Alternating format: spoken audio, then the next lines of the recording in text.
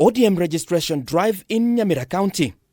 Here, the Azimio leader made it clear that he will issue a way forward regarding the just-released National Dialogue Committee report this Thursday after meeting with his co-principals and legislators drawn from the Azimio coalition. Sisi tutatoa taarifa juu ya hiyo ripoti siku ya Jumatano, yani kesho kutwa. Tutakuwa pamoja. Baadaye siku ya Alhamisi tutakuwa na mkutano ya wabunge wote wa Azimio.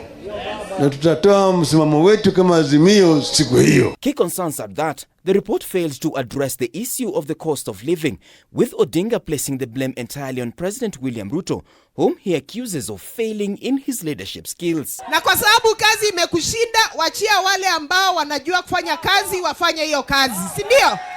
Kwa sababu kazi imekushinda, wachia baba afanye kazi. Na baba, hii dialogue wakikataa mambo ya cost of living irudi chini. Yani hata chumvi, omonyo, chumvi imepanda bei. Wakikataa, si mnajua ile maandamano mengine Kisii na Nyamira ndio tulitangulia.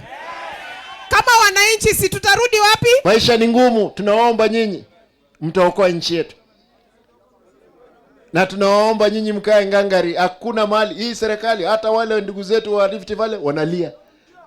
Ukienda Eldoret watu wanalia. Hapa Bometi wanalia. Ukienda Mount Kenya wanalia. Sembuse sisi ambao tunaambiwa hatuna shares Kenya hii. Despite the National Dialogue Committee being formulated for the key reason of looking for modalities to lower the cost of living, the report has continued to elicit mixed reaction. Azimio leaders have differed, but Odinga now says that no agreement have been reached to endorse the recommendations of the report yet. Yale vile walifanya kule, bado sisi hatujaketi chini ili tuhalalishe. In their report, NADCO members were admitted to differing on matters cost of living, which Kenyans pegged their hopes on. The committee churned different recommendations, including that all arms of government reduce their travel budgets by 50% and that the Salaries and Remuneration Commission (SRC) review daily subsistence allowance for state and public officers with a view to reducing by 30%. NADCO also recommended that the Ministry of Energy and Petroleum in liaison with the National Treasury to reduce the road maintenance levy and the anti-adulteration levy by 5 and 3 shillings per litre, respectively. In their report, NADCO argued that the cost of living will come down if the national government finalizes the transfer of all devolved functions and provides for concomitant resources to the county governments.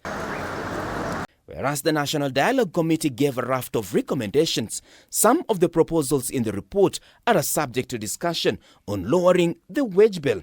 The audit of the 2022 elections, for instance, will require auditors whose salary will have to come from the taxpayer's pocket. The creation of the Office of the Prime Minister, Office of the Opposition and the 2 deputies are another additional wage bill to the country.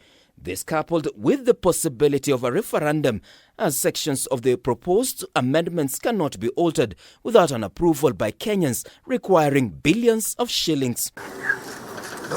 The committee also suggested an increase of IEBC selection panel team from 7 to 9, meaning 2 extra persons to be paid by the taxpayers. The question emerging from the report is, did NADCO benefit Kenyans or a few individual politicians? Martin Opio, K24 TV, Nairobi.